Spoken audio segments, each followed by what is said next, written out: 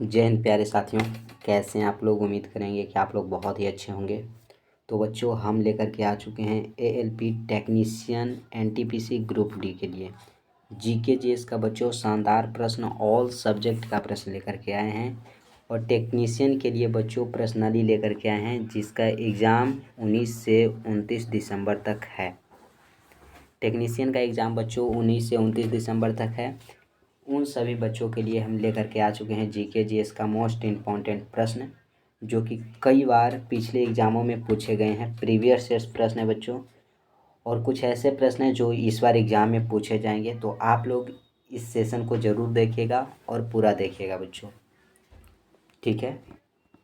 अगर सेशन अच्छा लगे तो सभी बच्चे सेशन को लाइक भी कीजिएगा, शेयर अपने दोस्तों में जो भी बच्चे नहीं किए हैं वो सेशन को शेयर कर दीजिएगा। कमेंट बॉक्स में ज़रूर आप लोग कमेंट कीजिएगा कि आप लोगों को ये सेशन कैसा लगता है और ये कैसा रहा आज का सेशन। चैनल को जो बच्चे सब्सक्राइब नहीं किए हैं वो चैनल को सब्सक्राइब कर करके बच्चों और चैनल से जुड़ जाएंगे। घंटी को दबाकर बेल आइकन को ऑल पे सेट रखिएगा, ताकि नोटिफिकेशन आपको मिले और आप लोग क्लास का आनंद ले सकें, ठीक है। तो चलते हैं बच्चों पहले प्रश्न पे। पहला प्रश्न आप लोग देखिएगा। फर्स्ट है साथियों कि जो राज्य शब्द है उसका प्रयोग सर्वप्रथम किसने किया। तो राज्य शब्द का प्रयोग करने वाले व्यक्ति हैं साथियों मैकियावली। ऑप्शन डी जो है वो राइट हो जाएगा। इन्होंने राज्य शब्द का प्रयोग सबसे पहले कब किए, तो 1532 में किए हैं। 1532 में राज्य शब्द का प्रयोग सबसे पहले मैकियावली किए हैं। और मैकियावली अपने पुस्तक में किए हैं बच्चों। मैकियावली का एक पुस्तक है द प्रिंस। कौन सी पुस्तक है बच्चों? द प्रिंस नामक एक पुस्तक है। इसी में राज्य शब्द का प्रयोग सबसे पहले 1532 में किए हैं। क्लियर है बच्चों। अरस्तु के बारे में अगर जानते हैं तो अरस्तु को साथियों जीव विज्ञान का जनक कहा जाता है। जीव विज्ञान का जनक कौन हो जाएंगे? अरस्तु। प्लेटो बच्चों, प्लेटो जो हैं ये हो जाएंगे साथियों अरस्तु के गुरु हैं। अरस्तु के अगर गुरु की बात कर दिया जाए कि अरस्तु के गुरु कौन हैं, तो प्लेटो हो जाएंगे। क्लियर है बच्चों। तो राज्य शब्द का प्रयोग सबसे पहले मैकियावली ने किया। ऑप्शन नंबर डी जो है वो राइट हो जाएगा। अगला प्रश्न है, ध्यान दीजिएगा अगला प्रश्न पे। निम्नलिखित में से किस आयोग के लिए भारतीय संविधान में कई प्रावधान नहीं किया गया है? कोई प्रावधान नहीं किया गया है वो पूछा जा रहा है आपसे, तो आप लोग बताइएगा। तो प्यारे साथियों ये हो जाएगा आपका योजना आयोग। योजना आयोग के लिए भारतीय संविधान में कोई प्रावधान नहीं किया गया। अब देखिए योजना आयोग के बारे में हम जानेंगे। अगर पहले पूछ दिया जाए बच्चों कि योजना आयोग का कार्य क्या है, तो इसका कार्य था बच्चों पंचवर्षीय योजना को तैयार करना। पंचवर्षीय जो योजना है उसको तैयार करना। और इसका गठन पूछे कि योजना आयोग का गठन कब हुआ, तो गठन हुआ था प्यारे बच्चों 15 मार्च 1950 में। 15 मार्च 1950 को योजना आयोग का गठन हुआ। और फिर हमारे माननीय प्रधानमंत्री प्राइम मिनिस्टर जो मोदी जी हैं, इन्होंने 2015 में योजना आयोग को हटाकर नीति आयोग का गठन किए। नीति आयोग का गठन कर दिए 2015 में बच्चों। 1 जनवरी 2015 में नीति आयोग का गठन हुआ। और जो योजना आयोग या नीति आयोग होता है बच्चों, इसका अध्यक्ष पूछ दिया जाए, अध्यक्ष कौन होते हैं, तो अध्यक्ष होते हैं बच्चों प्राइम मिनिस्टर, प्रधानमंत्री। वर्तमान में अध्यक्ष पूछे तो नरेंद्र मोदी हो जाएंगे। क्लियर है। ऑप्शन सी आपका राइट आंसर हो जाएगा बच्चों। क्या हो जाएगा? ऑप्शन नंबर सी, योजना आयोग। अगला प्रश्न पीडीएफ के लिए प्यारे साथियों, पीडीएफ के लिए आप लोग हमारे टेलीग्राम ग्रुप में जुड़ जाइए, जिसका लिंक डिस्क्रिप्शन में दिया गया है। आप वहां से टेलीग्राम पे जुड़ जाइएगा। अगला है प्रश्न साथियों, किस सुल्तान को खलीफा से सम्मान वस्त्र प्राप्त हुआ था? कौन से सुल्तान थे बच्चों, उनको खलीफा से सम्मान वस्त्र प्राप्त हुआ था, ये बताना है आपको। तो ये हो जाएंगे बच्चों इल्तुतमिश। इल्तुतमिश को खलीफा से सम्मान वस्त्र प्राप्त हुआ था। बलबन, बलबन बच्चों जानते हैं रक्त एवं लौह के नीति को अपनाए थे। रक्त एवं लौह की नीति किसने अपनाई थी? तो बलबन ने। या रक्त एवं लौह की नीति विश्व में किसने अपनाई थी? तो बिस्मार्क ने। बिस्मार्क हो जाएंगे, ये विश्व में हो जाएंगे।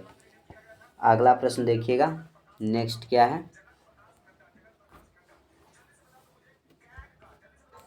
निम्नलिखित में से कौन सी रेखा दो देशों को बीच सीमांकन नहीं होती? कौन सी रेखा है जो दो देशों के बीच सीमांकित नहीं होती है? अंतर्राष्ट्रीय दिनांक रेखा, मैकमोहन रेखा, रेडक्लिफ रेखा या डुरंड रेखा? तो साथियों डुरंड रेखा जो है वो अफ़गानिस्तान और भारत के बीच खींचा गया है। और बच्चों ये भारत के बीच खींचा गया। रेड क्लिफ रेखा यह पाकिस्तान और भारत के बीच अगर पूछा जाए कौन सी रेखा है तो रेड क्लिफ रेखा।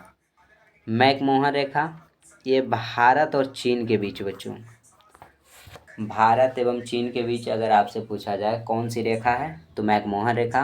भारत पाकिस्तान के बीच रेड क्लिफ रेखा, अफ़गानिस्तान भारत के बीच डुरंड रेखा। तो कौन सीमांकन नहीं होता है? तो यह बच्चों अंतर्राष्ट्रीय दिनांक रेखा जो है यह सीमांकन नहीं होता। ऑप्शन नंबर जो ए है ये बच्चों ए राइट हो जाएगा। ठीक है, A is the right answer बच्चों। अगला प्रश्न एक्स्ट्रा जो बताते हैं नोट कर लीजिए। टेलीग्राम से जुड़ना नहीं भूलिएगा, डिस्क्रिप्शन में लिंक है वहाँ से जुड़ जाइएगा। भारतीय संविधान के 8वीं अनुसूची में निम्नलिखित में से कौन सी भाषा दृष्ट नहीं है? उर्दू, अंग्रेजी, सिंधी या संस्कृत? तो क्या हो जाएगा बच्चों? ये हो जाएगा आपका संस्कृत। ठीक है, ऑप्शन नंबर जो डी है वो राइट हो जाएगा। संस्कृत को सभी भाषाओं का जननी कहा जाता है। जननी कहा जाता है। अनुसूची बात किया जा रहा है ना बच्चों, तो अगर पूछा जाए कि भारतीय संविधान में अनुसूची की संख्या कितनी है तो अनुसूची बताइएगा 12 हो जाएंगे। अगर मूल अनुसूची पूछ देता तो 8 हो जाता। ठीक है बच्चों, भाग की संख्या पूछ दिया जाए तो भाग 22 हैं। अगर आर्टिकल पूछ दिया जाए तो आर्टिकल 395 हो जाएंगे। क्लियर है बच्चों, नोट डाउन कर लीजिए। अगला प्रश्न, भारत के किस राज्य की क्षेत्रफल एवं जनसंख्या की दृष्टि से समान रैंकिंग स्थिति है बताइएगा। बोला जा रहा है कि भारत का कौन ऐसा राज्य है जो क्षेत्रफल की दृष्टि से और जनसंख्या की दृष्टि से, दोनों की दृष्टि से एक ही रैंक आता है? मणिपुर, मेघालय, नागालैंड या गुजरात? तो ये है बच्चों मेघालय। ठीक है, मणिपुर का बच्चों अगर शास्त्रीय नृत्य पूछा जाए तो मणिपुरी हो जाएगा। मणिपुरी स्टैटिक जीके का प्रश्न हो जाएगा। ठीक है, ये गुजरात के अगर बारे में बात करेंगे तो गुजरात का जो समुद्री तट रेखा है ना, समुद्री तट रेखा ये बच्चों सबसे लंबी है। अगर पूछा जाए सबसे लंबी समुद्री तट रेखा किस राज्य की है, गुजरात का है। अगर बच्चों गुजरात ना दे करके अंडमान निकोबार द्वीप समूह दिया जाए तो ये हो जाएगा आपका अंडमान निकोबार, यह केंद्र शासित प्रदेश है। गुजरात सबसे लंबी। अगर सबसे छोटी की बात किया जाए, सबसे छोटी समुद्री तट रेखा किस राज्य की है तो ये हो जाएगा आपका गोवा का हो जाएगा। क्लियर है प्यारे से श्रेणियों, बताइएगा। अगला प्रश्न ऑप्शन आपका बी जो है वो मेघालय राइट हो जाएगा। सबसे अधिक वर्षा कहाँ होता है? मेघालय में बच्चों। मेघालय में वर्षा सबसे अधिक होता है। और मेघालय में कहाँ? तो मानसिन राम में। मानसिन राम में सबसे अधिक वर्षा होता है। अगला है, निम्नलिखित में से कौन सा कर अप्रत्यक्ष कर है? अप्रत्यक्ष कर कौन सा है? तो हो जाएगा पूंजी अभिलाभ कर, जो कि एक अप्रत्यक्ष कर है।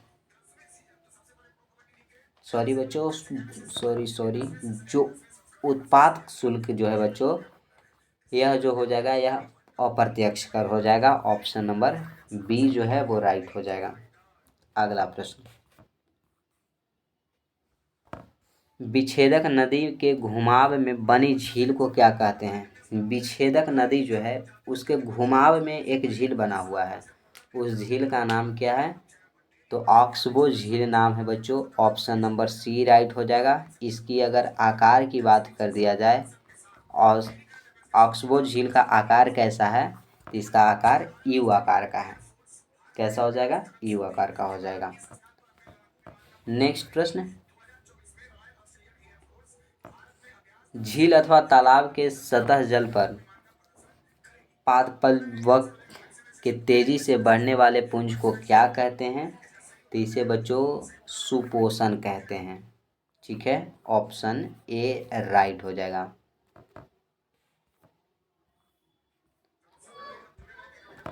पोतभंजक उद्योग में भारत का कौन सा राज्य अग्रणी है? पोतभंजक जो उद्योग है उसमें भारत का कौन सा राज्य है बच्चों जो अग्रणी है? तमिलनाडु, महाराष्ट्र, गुजरात या पश्चिम बंगाल? तो हो जाएगा गुजरात अग्रणी है पोतभंजक उद्योग में।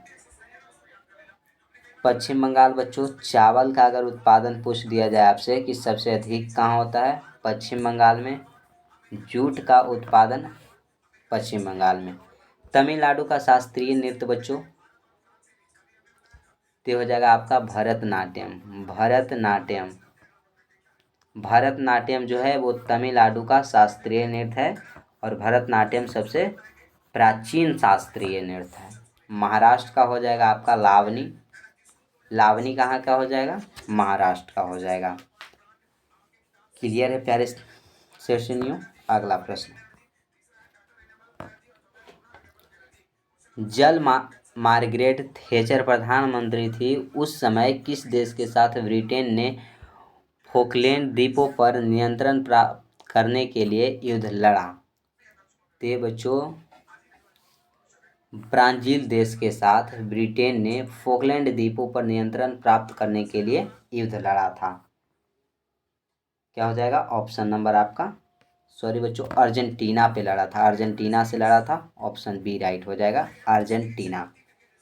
अब ब्राज़ील की बात कर लेंगे तो ब्राज़ील को बच्चों सर्पों का देश कहा जाता है। सांपों का देश बोल लीजिए या सर्पों का देश बोल लीजिए। यहाँ पे कॉफ़ी का उत्पादन जो है वो सबसे अधिक अगर पूछ दिया जाए कॉफ़ी का उत्पादन किस देश में होता है, तो ब्राज़ील में होता है। गन्ना उत्पादन विश्व में सबसे अधिक कहाँ होता है बच्चों? तो वो भी ब्राज़ील में ही होता है। ऑप्शन बी आपका राइट है। अगला प्रश्न, महात्मा गांधी की विश्व में सबसे लंबी मूर्ति कहाँ स्थित है? चंपारण, पटना, लखनऊ, राजकोट? बताइएगा। तो पहले तो महात्मा गांधी के जन्म के बारे में बात करेंगे कि जन्म हुआ कब। तो जन्म हुआ था बच्चों 2 अक्टूबर को 1869 ईस्वी में। और ये 2 अक्टूबर को बच्चों गांधी जयंती मनाया जाता है, गांधी जयंती।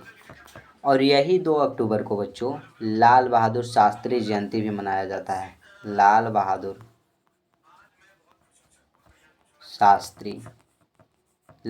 शास्त्री का जन्मदिन मनाया जाता है। और 2 अक्टूबर को ही साथियों अहिंसा दिवस भी मनाया जाता है। अहिंसा दिवस अगर पूछ दिया जाए कब मनाया जाता है, तो 2 अक्टूबर को मनाया जाता है।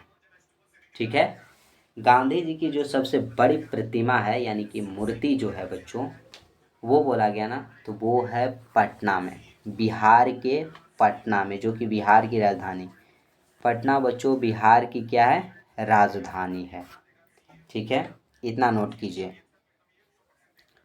लखनऊ को बच्चों नवाबों का शहर कहा जाता है। नवाबों का अगर आपसे शहर पूछा जाए, शहर लखनऊ को।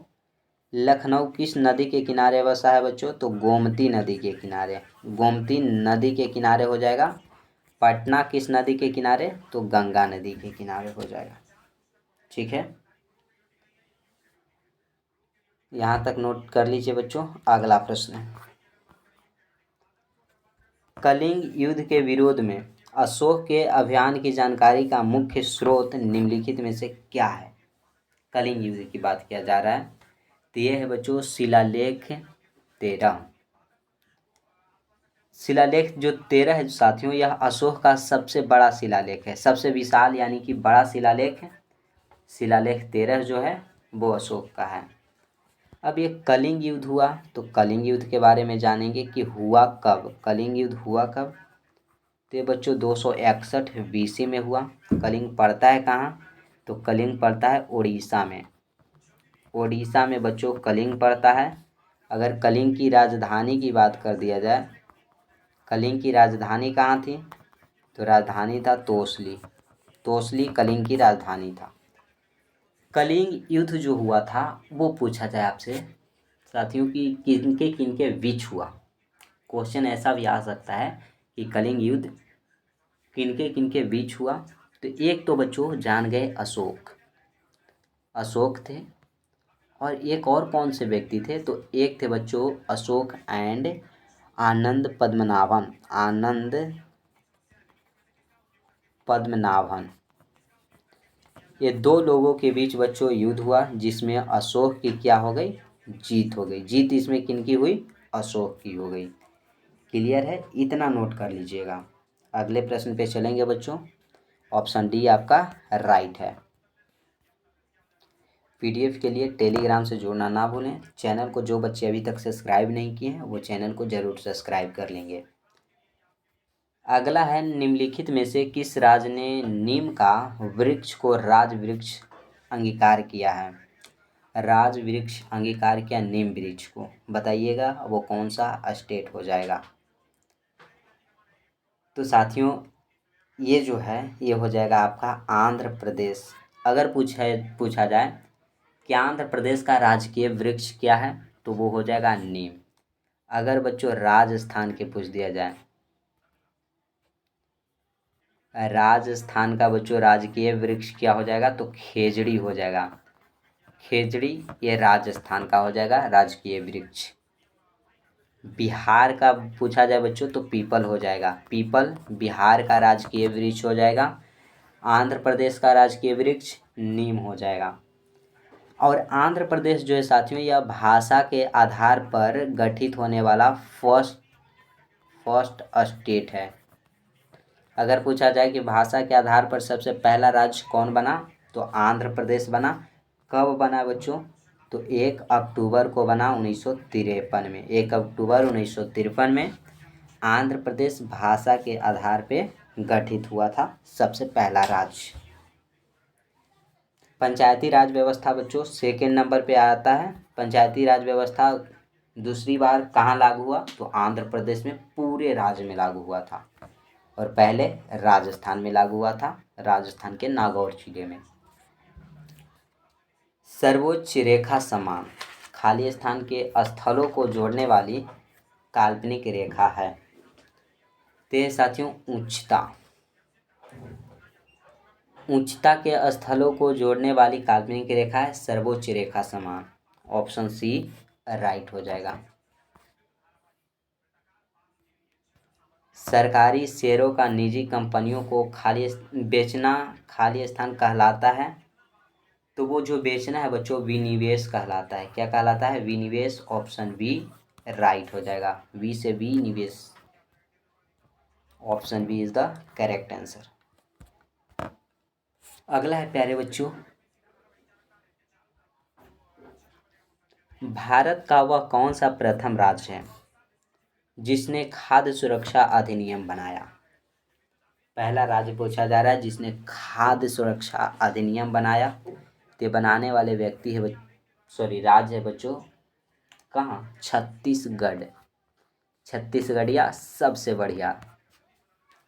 अगला प्रश्न, बिहार जो है ना साथियों, बिहार का अगर जनसंख्या घनत्व पूछे, जनसंख्या घनत्व घनत्व तो सबसे अधिक हो जाएगा। सबसे अधिक जनसंख्या घनत्व किस राज्य का है? बिहार का हो जाएगा। अगला प्रश्न, भारतीय संविधान के किस अनुच्छेद में सरकारी रोजगार में नागरिकों के लिए समान अवसरों का प्रावधान है? कौन सा आर्टिकल है बच्चों जिसमें लोगों को सरकारी रोजगार में नागरिक जो है उनको समान अधिकार का प्रावधान है? आर्टिकल 22, आर्टिकल 16, आर्टिकल 20 या आर्टिकल 25?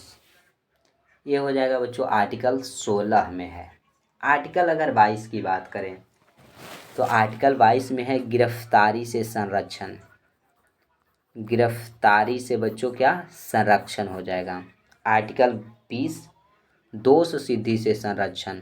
दोष सिद्धि से संरक्षण हो जाएगा। ठीक है। अगला प्रश्न ऑप्शन बी राइट होगा। बलुई पत्थर किस में रूपांतरित हो जाता है?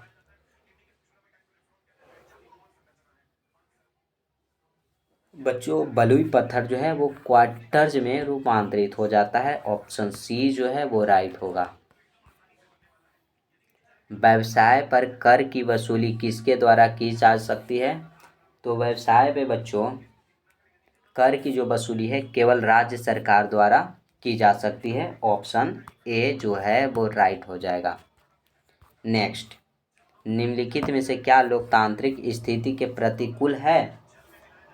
तानाशाही हो जाएगा। तानाशाही जो है वो लोकतांत्रिक स्थिति के प्रतिकूल है। ए राइट हो जाएगा। हमारा देश जो भारत है गणतंत्र कब हुआ बच्चों? तो 26 जनवरी 1950 को गणतंत्र हुआ। और गणतंत्रता अगर दिवस की बात कर दिया जाए कब मनाया जाता है तो 26 जनवरी को गणतंत्रता दिवस मनाया जाता है। निम्नलिखित में से क्या पूंजी का कार्य नहीं है? पूंजी का कार्य क्या नहीं है? तो बच्चों कीमत स्थितीकरण जो है वो पूंजी का कार्य नहीं है। सी राइट हो जाएगा। अगला प्रश्न,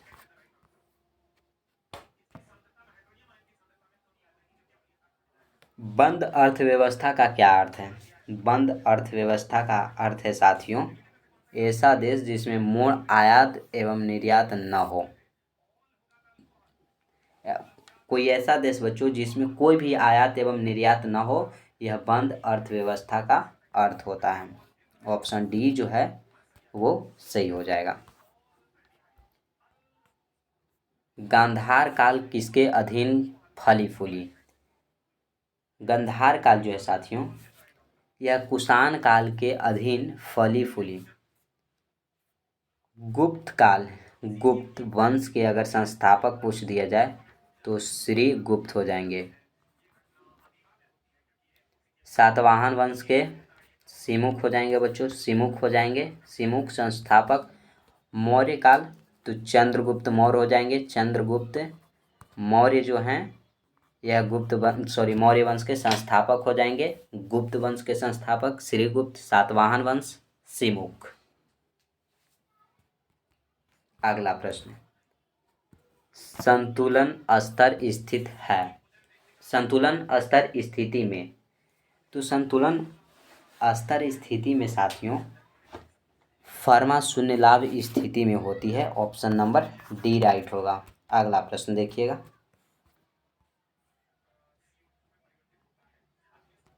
जहाँ कोई कानून नहीं होता है वहाँ कोई स्वतंत्रता नहीं होती। यह कथन किसने कहा? कौन से व्यक्ति थे बच्चों जिन्होंने एक कथन कह गए कि जहाँ कोई कानून नहीं होता वहाँ कोई स्वतंत्रता नहीं होती? तो कहने वाले व्यक्ति हैं लोक। लोक ने कहे थे कि जहाँ कोई कानून नहीं होता वहाँ पे कोई स्वतंत्रता नहीं होती। लेनिन की अगर मृत्यु की बात किया जाए तो लेनिन की मृत्यु हुई है बच्चों 1924 में।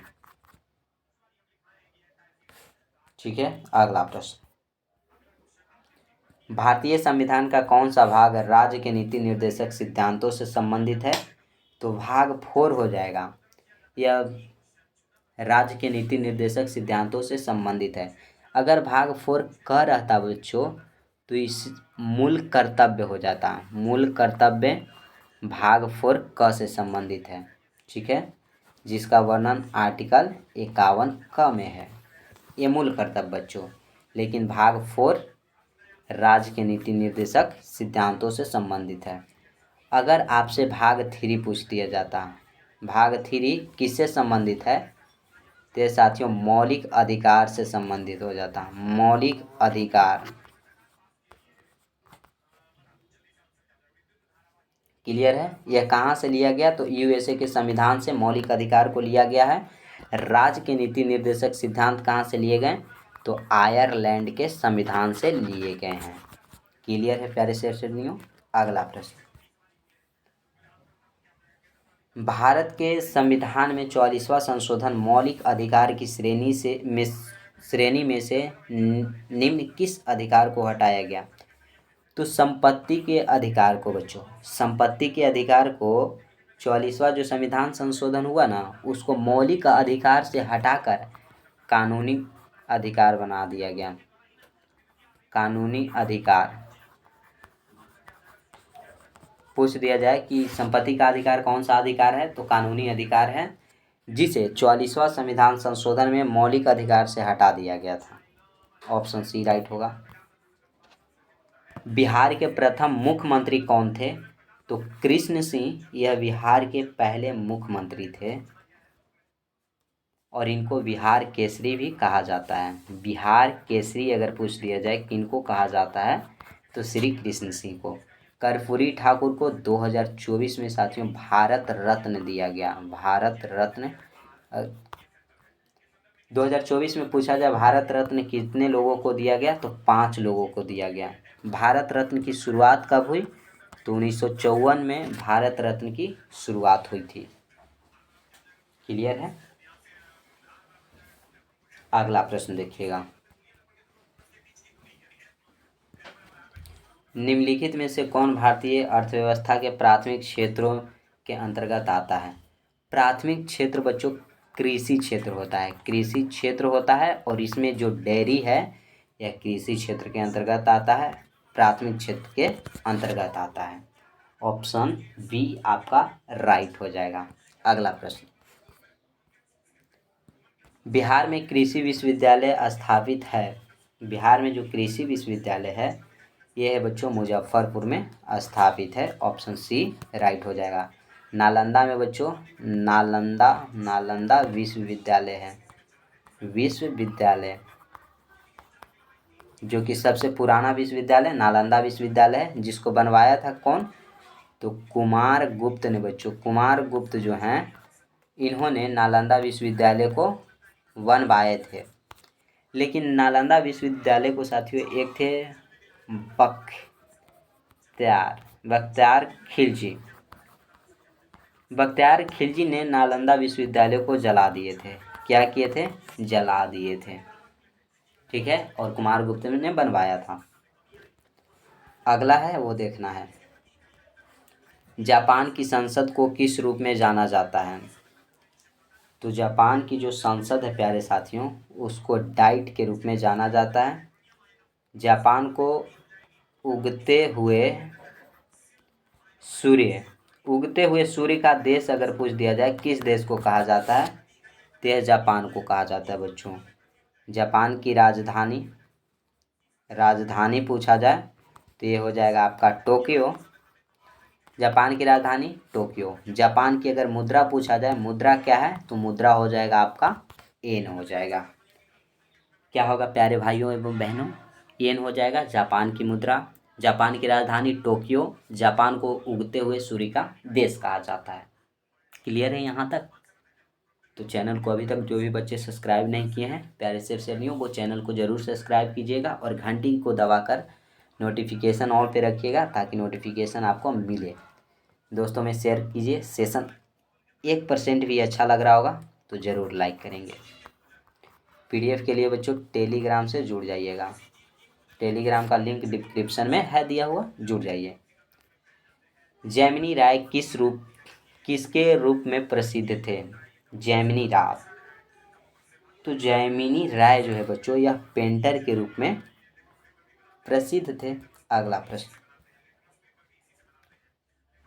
गढ़वाल वंशीय शासकों द्वारा बिहार के तुरुस्क दंड की वसूली की चर्चा एक अभिलेखों में मिलती है। इसकी प्राप्ति हुई, इसकी प्राप्ति कहाँ से हुई? तो प्राप्ति बच्चों इसका जो हुआ वो हुआ था मुंगेर में। कहाँ हुआ बच्चों? मुंगेर में। ऑप्शन सी राइट हो जाएगा। गया बच्चों सबसे गर्म, बिहार का पूछे सबसे गर्म जिला गया, एंड सबसे ठंडा जिला बच्चों तो गया हो जाएगा। सबसे गर्म जिला और सबसे ठंडा जिला कौन हो जाएगा? गया हो जाएगा। नेक्स्ट,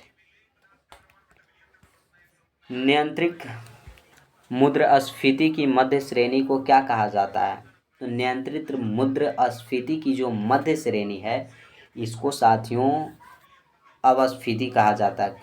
क्या कहा जाता है? अपस्फीति। ऑप्शन नंबर डी जो है वो राइट होगा। माउंट एवरेस्ट पे चढ़ने वाली पहली अपंग महिला कौन है? अपंग महिला पूछा गया तो साथियों अपंग महिला हो जाएगी अरुणिमा सिन्हा। अगर पूछ दिया जाता कि सबसे पहली महिला, फर्स्ट महिला, तो विछेंद्री पाल हो जाती। अगर 2 बार चढ़ने वाली पहली महिला पूछ दिया जाता तो संतोष यादव हो जाता। संतोष यादव। संतोष यादव 2 बार चढ़े और सफल रहे हैं। विछेंद्री पाल सबसे पहले चढ़ी थी। और पहली अपंग महिला कौन चढ़ी? तो अरुणिमा सिन्हा चढ़ी। ऑप्शन बी राइट हो जाएगा। अगला है, बिहार राज्य के मोतर कोन पर हिमालय की एक चोटी है, इसे किस नाम से जाना जाता है? नाम से पूछा जा रहा है तो इसे बच्चों सोमेश्वर की पहाड़ी के नाम से जाना जाता है। डी राइट हो जाएगा। निम्नलिखित में से किसे भारत का अत्यधिक बाढ़ अभिमुख राज्य माना जाता है? भारत का अत्यधिक बाढ़ अभिमुख राज्य बच्चों बिहार को माना जाता है। बिहार का अगर शोक पूछ दिया जाए किस नदी को कहा जाता है तो यह कोसी नदी को कहा जाता है बिहार का शोक। ठीक है बच्चों। झारखंड बिहार से अलग होकर के 2000 ईस्वी को बच्चों एक नया राज्य बनाया।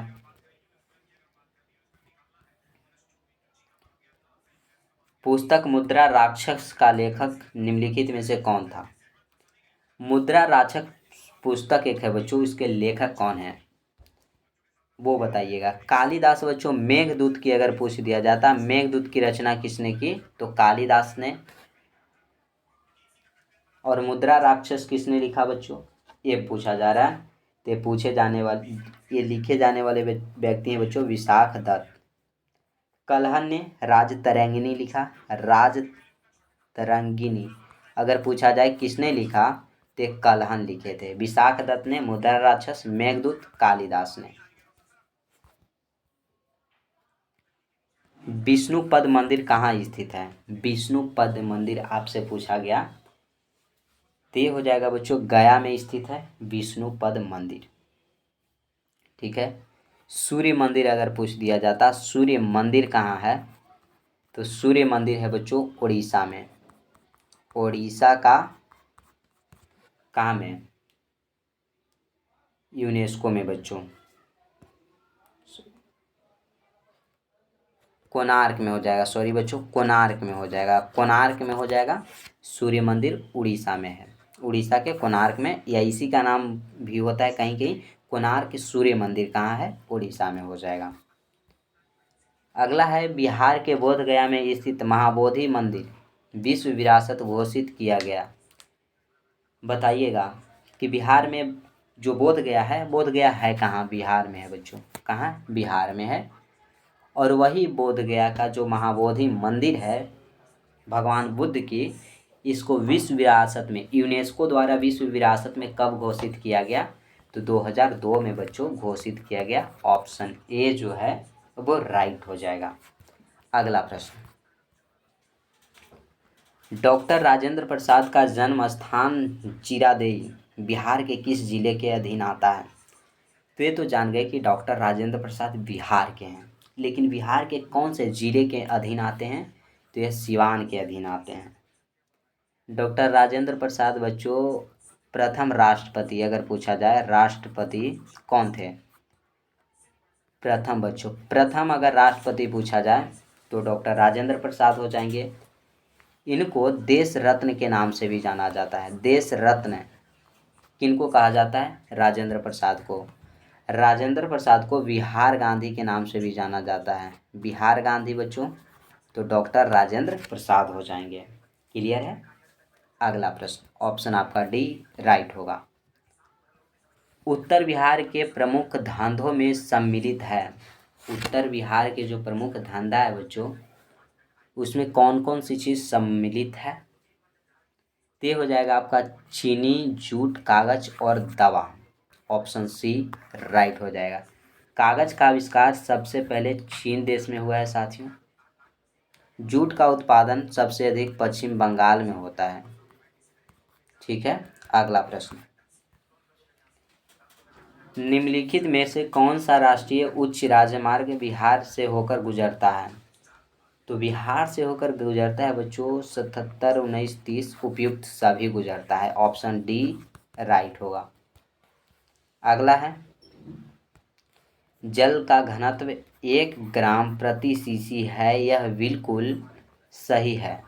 तो बिल्कुल 4 डिग्री सेल्सियस पर बच्चों यह सही है। बी राइट हो जाएगा मेरे प्यारे शेरनियों। अगला प्रश्न,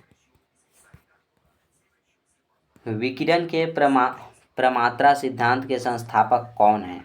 विकिरण के जो प्रमात्रा सिद्धांत है उसके संस्थापक पूछा जा रहा है, तो संस्थापक हो जाएंगे प्यारे साथियों प्लैंक। प्लैंक हो जाएंगे। ऑप्शन सी राइट हो जाएगा। खाना पकाने के बर्तन के नीचे का बाहरी हिस्सा ब्लैक यानी कि काला क्यों होता है? ये हो जाएगा बच्चों होता है। काला क्यों छोड़ा जाता है, यही बताइएगा, काला क्यों छोड़ा जाता है? तो काला छोड़ा जाता है बच्चों, काली सतह ऊष्मा की अच्छी अवशोषक होती है, इसलिए खाना पकाने वाली जो बर्तन है उसके नीचे का बाहरी हिस्सा काला छोड़ा जाता है। ठीक है, डी राइट हो जाएगा। अगला, गैस तापमापी द्रव्य तापमापियों की तुलना में ज़्यादा संवेदी होता है, क्योंकि गैस, बताइएगा, क्योंकि गैस का जो प्रसार है बच्चों वो होता है, गैस का प्रसार होता है, गैस बहुत फैलता है, गैस अस्पिंड होता है। ठीक है, गैस पदार्थ की तीसरी अवस्था हो जाएगा। सल्फ्यूरिक अम्ल क्या है? पहले तो सल्फ्यूरिक अम्ल का सूत्र ही जान लेते हैं। तो H2SO4 यह सल्फ्यूरिक अम्ल हो जाएगा। यह अम्ल है बच्चों द्विक्षारकीय अम्ल है। क्या हो जाएगा? ऑप्शन बी राइट हो जाएगा, द्विक्षारकीय अम्ल हो जाएगा सल्फ्यूरिक अम्ल H2SO4। विद्युत तापी साधन के लिए तापी घटक बनाने के लिए जिस मिश्र धातु का प्रयोग किया जाता है वह कौन सी है? तो ये हो जाएगा निक्रोम। निक्रोम हो जाएगा। ऑप्शन सी राइट हो जाएगा।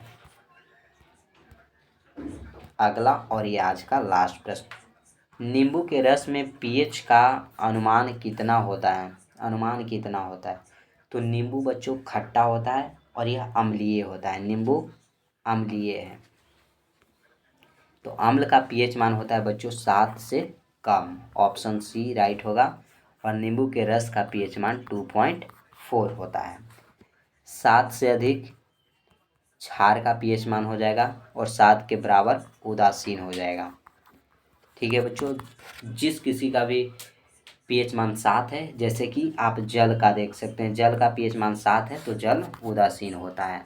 क्षार 7 से अधिक, जैसे रक्त यानी कि खून बच्चों यह क्षार है, इसका पीएच मान 7.4 होता है। क्लियर है बच्चों? आज यहीं तक रखेंगे, सेशन समाप्त हुआ। सेशन अगर अच्छा लगा होगा बच्चों तो सभी बच्चे सेशन को लाइक करेंगे, दोस्तों में शेयर करना नहीं भूलिएगा। कमेंट बॉक्स में आप कमेंट जरूर कीजिएगा कि आज का जो सेशन है, अभी का सेशन बच्चों ये कैसा लगा और डेली का सेशन कैसा रहता है। इतना कमेंट करना है। जो भी बच्चे वीडियो देखिएगा पूरा देखिएगा और अंत तक देखिएगा। चैनल को जो बच्चों सब्सक्राइब नहीं किए हैं वो चैनल को सब्सक्राइब कर करके घंटी को दबाकर बेल आइकन को ऑल पे सेट रखेंगे, ताकि आपको नोटिफिकेशन मिले और आप डेली क्लास को अटेंड कर सकें। चैनल को सब्सक्राइब करके बच्चों चैनल से जुड़े रहिएगा। ठीक है, तो आज यहीं तक छोड़ते हैं बच्चों, फिर मिलते हैं कल के सुबह का वीडियो में। आज बस यही। जय हिंद साथियों।